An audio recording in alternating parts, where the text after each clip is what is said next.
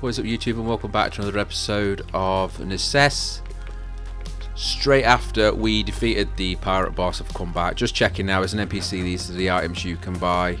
A few boat parts, bombs, of course, very important. Golden genie lamp, musket, sword, which is actually a cutlass. Bars of gold, map fragments, golden chairs, golden table, telescope, and a record. Now, for me, the only one that's relevant, really, though I am going to probably buy the golden chair and table just cause.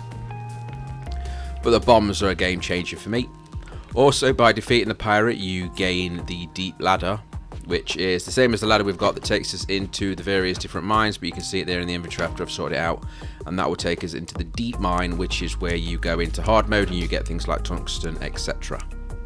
So let me just sort these items out, put them where they need to go, and the new items where they need to go, and we'll see where we're at. Also, I want to try the cutlass DPS. We got loads of blueberry bushes, as I said, from that map, and a decent amount of apple tree saplings as well. So let's try out the cutlass. I've got two. Need to see which one does more than the other. Both have decent stats, but I'm sure they can be improved. 210 from, well, just shy. 200 to 209 seems a bit higher there. So yeah, probably about 205, 210 as an average. And then the next one, 220. Clearly faster, you can hear it, but struggling to push 200. So the first one was the better one. So the other one I'll put away, and somebody will no doubt use it. And for now, I'll keep this one for myself, because that long sticky pokey thing that came from the giant vulture budgie is just too weird to use, so I'm going to bin that like that. Yeah, perfect. So definitely not the most efficient way to make gold, but it works. All of these seeds that I've got too many of, and all of these weapons that I've got too many of, I'm going to chuck them into the pawnbroker's life, which is one of our settlers. As you can see, it's giving us a decent amount of gold. I'm sure I could get more if I sold them to the right people, but I can't be arsed. If I'm honest, what I need that gold for is twofold: enchantments and bombs. Lots of bombs. Because it's very likely that in the deep mine, there's going to be a lot of stuff I can't mine because my pickaxe, which is demonic, is not going to be good enough.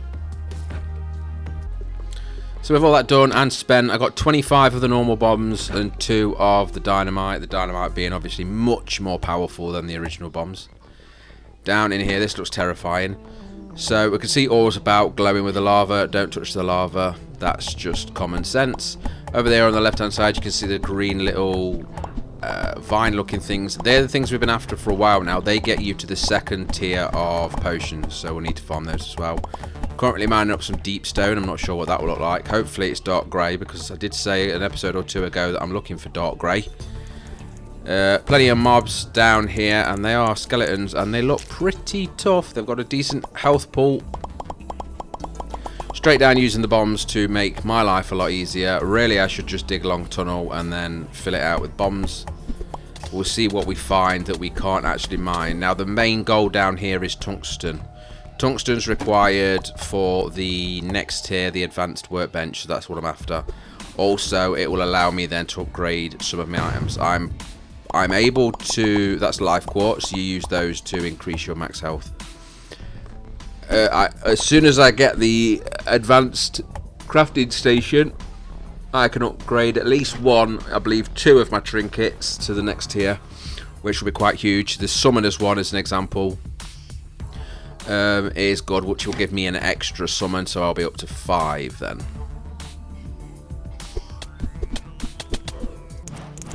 There is quite a lot of mobs, but they are reasonably slow. My ranged attacks don't do that much to them, but they do cost a lot of mana, of course. So standard practice here, really. All I'm doing is keeping up, trying to keep my buffs up, what I've got, if any. Pressing B on a regular basis helps you use the ones that you do find, and lighting up as I go for two reasons. One is to, of course, make sure I know where I've been, and then 2 is to hopefully reduce the spawn count. That red looking brick is obsidian, I believe, and you can't blow it with these bombs, as you just saw. And also my pickaxe can't break it either. The dynamite does break it, but if I'm not mistaken, although I brought 2 dynamite, I think I'll waste one by accident. We'll see. Just keep pushing along. I am after them green vines, of course, for potions. Potions are proving very vital, especially if you're keeping me alive, which means, well, and the whole entire settlers, group of settlers that I bring with me alive, actually. Now, the upgraded health potions aren't that big of a deal. We go from 50 health to 75 health, which seems a bit poor, but maybe there's another one after that, I'm not sure. It's only a 50% increase. As you've just seen there, I've blown out a path. I stood in it like an idiot, but never mind. And then I just need to dodge those skelly bobs that are throwing bones, because they do hurt quite a bit. Collecting the bones, that's another resource that's new to us. As long as deep stone, all of them vines. Any tungsten we find, though I think I only find like 1 or 2, which might be right below us there. The darker speckle you can see on the map there, that is tungsten, I believe. We can mine it with our pickaxe. There just wasn't much about. Maybe a splunker potion would be a good idea to come back down into here. Luckily, I've put it right in my main base. There we go. That's tungsten ore. It is. So there's 2 pieces of that. But to make the advanced bench, I think I need like 20 or so. Ghosts are given ectoplasm, which is another resource we need to upgrade some items. And the bones, of course, are used to make upgrades as well. So all in all, we are definitely making... I don't know why I'm so bad at dodging things.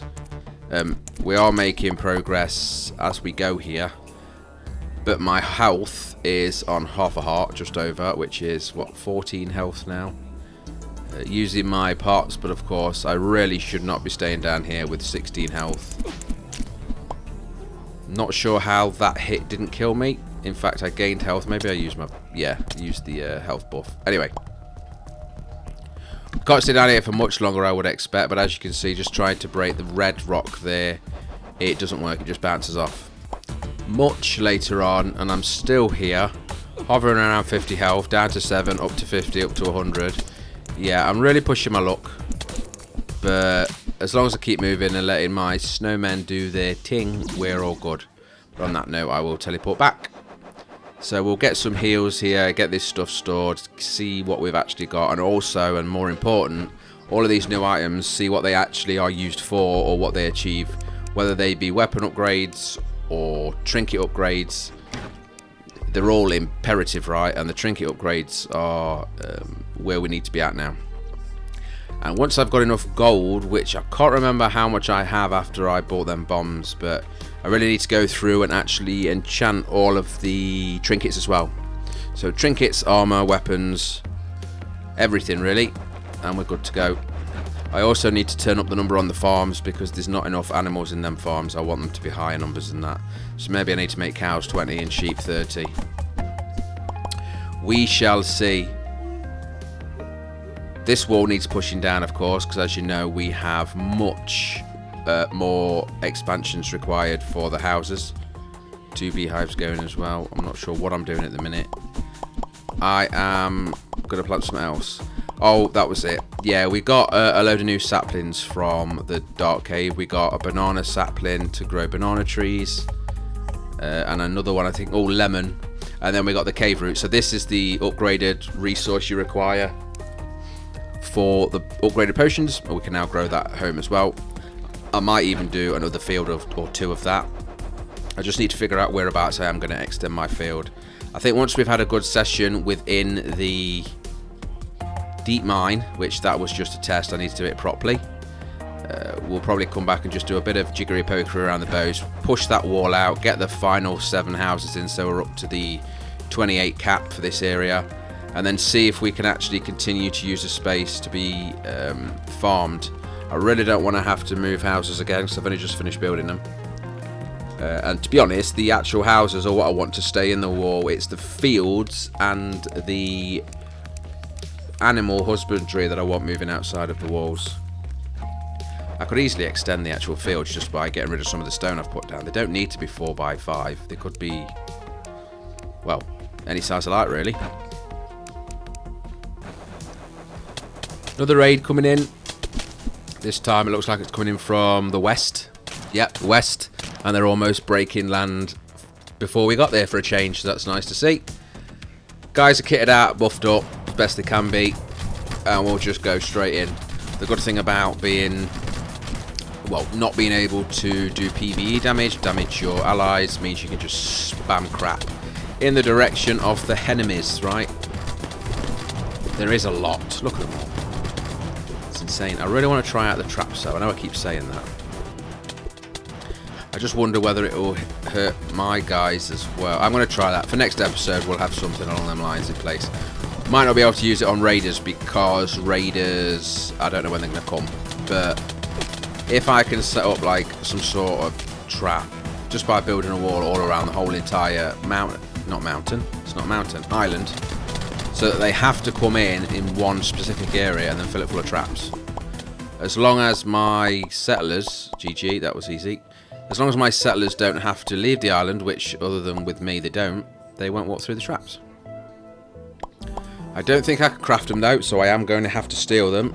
And I'm not sure how many I've saved, though I think I did save some of the dungeon ones. A couple of flame traps and some arrow traps, and then just some pressure plates, which I can make nice and easy. So with the ectoplasm, we've finally started collecting. We can make some decent items. Obviously the upgraded potions. The Shadow Bolt, which as far as I'm aware, 48 damage. That's the most damage magic bolt you can get. Or at least the one I've seen anyway. So that's just that and a book, which is nice and cheap actually. Took some great bow. The great bows again are a bit pants. They've got good damage, but they are slow to fire. You have to charge them. There was some of that gave us more damage depending on how much health we don't have. And then obviously buffs there as well, using them new cave things. They're using the shadow hood, the shadow outfit going on, but that's for a ranged person. So it sounds like they are for like a bowman. They're certainly not for us, which is a summoner. And then there's the Forest Deep Cave Tablet, which is part of the tier stuff that you can build, which is very, very OP, but I honestly don't know yet or understand what that is or isn't. Bone Hilt, so increases armor penetration. That is definitely worth it, especially for a summoner. Increasing armor penetration by 20 is massive DPS gain, so I will be making that for sure. Decaying Leaf attracts thousands of legged creatures, must be used in the deep swamp. That sounds like a boss item to me. Haven't found a swamp yet. And the Dragon Soul sounds like a boss as well, I'm not sure. And then of course the Cave Glow, which is the plant from the cave, or all them potions as well, which we already know about, so we'll get some of them made as soon as possible. They can go in with the flowers, because I'm guessing they are a flower. But they do spoil, so actually I should be putting them in the fridges, or whatever you want to call them, cool boxes that keep everything for a bit longer.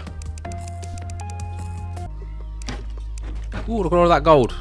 14,240 gold. That should be enough to get some enchants done, if I remember to do it. I'm hoping I will. Also, if I want to go down the magic item route for my weapon, I really need some mana options available to me, so I'm able to, of course, actually last the fight, especially a boss fight. Usually I run out for the first 25% of the boss's health, so that's a bit useless for me. Obviously if I've got my settlers with me, fine, but most of the time I don't. In the meantime, let's get this wall pushed back, because of course we need to build the extra houses in this area.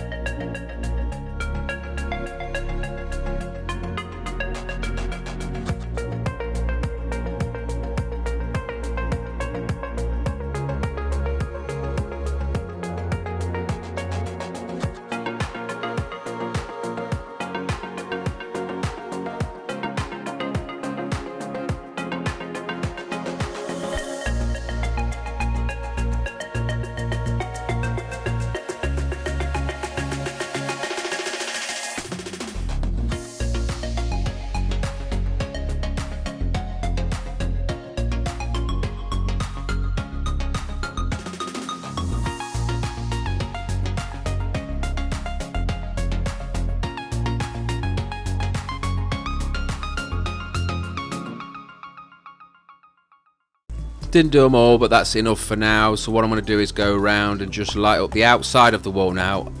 No other reason than I don't like how dark it is. That shroud of darkness is quite strong, and I don't like the look of it. So if I just push a bit of light on the other side of the wall, at least I can see what's nearby. Doesn't make any difference for the NPCs, of course. They can do what they like.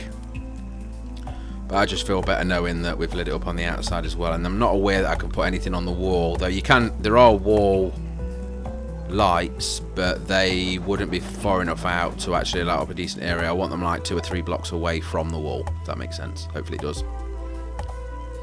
So almost round the whole way, and you can see them pedestals there lighting up the entrance or the exit, whatever you want to call it. Looking good on the map, very symmetrical. So we currently have 7, 14, 21 and 4, so 25 rooms. And all of these items aren't being sorted because they've got nowhere to go. Now most of them should be in the wooden item chest, but to be honest, I think I might have screwed a few things up. But at the minute, while it's just minimal, I'm not too worried. There's a lot more chests there than I ever need, and I'm probably going to rip it all up and try again. Just because having that many chests is unnecessary, and I'm not likely to actually push that amount of resources. I wouldn't have thought, because I'm not going to be farming like bosses 10, 20, 30 times in a row. In the meantime, on this side, now we've got a complete setup. I'm going to fill all of this in with tree saplings and make sure it is all set for the foresters to use, so that we gain even more trees. I'm going to try and use the same tree sapling as much as possible. Of course, on the sand you can only plant a palm tree. But that way, at least when we get wood, it's all going to be the same type. I know there are all the different variants of wood, and then obviously the walls, doors, cupboards, etc. all look lighter or darker depending on what wood you use, but I don't really care about that. Me personally, I'd rather just have all one wood so I know exactly how much I've got and I'm not having to count up all the different woods together. Only one palm tree by the looks of it, so I'll get that planted and then they'll chop it down and get another 1 or 2, and slowly over time it should spread. I'll help them out if I need to. I'm leaving the torches there on purpose, spread out, just to keep it lit up a little bit. I don't believe that mobs will spawn where the trees create darkness like in Minecraft, but I'm not sure. But to be honest, it's just for the light effect anyway. I'd just rather it be lit up. I probably could make them a bit more symmetrical and fancy, but it's fine, right? It works. Well, that's said and done. I'm going to make sure the people are doing the jobs they're supposed to do, but we are at time, so I'm going to end the episode here. Thank you very much for watching. If you like the video, please click like. Any comments are welcome as always. Join us on Discord. Subscribe for more. Like if you like. Take care. Goodbye.